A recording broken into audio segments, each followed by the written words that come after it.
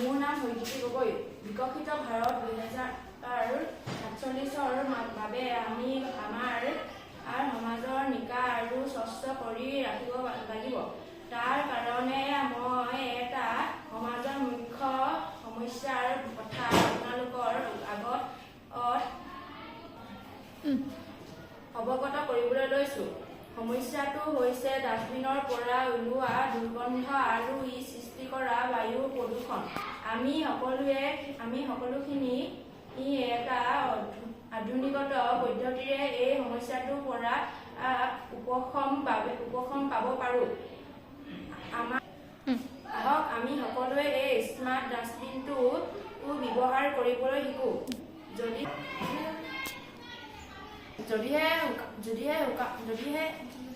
যদিহে পেলনীয়া বস্তুটো ড্ৰাই বা শুকান হয়, এই ডাষ্টবিনটোত ভৰাব লাগিব।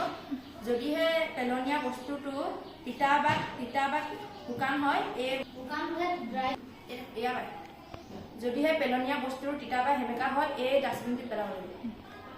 ঠিক এনেদৰে আমি বেলেগ বেলেগ ডাষ্টবিন ব্যৱহাৰ কৰি আমাৰ ওচৰ পাজৰ এৰিয়াটো স্বচ্ছ কৰি ৰাখিব পাৰোঁ।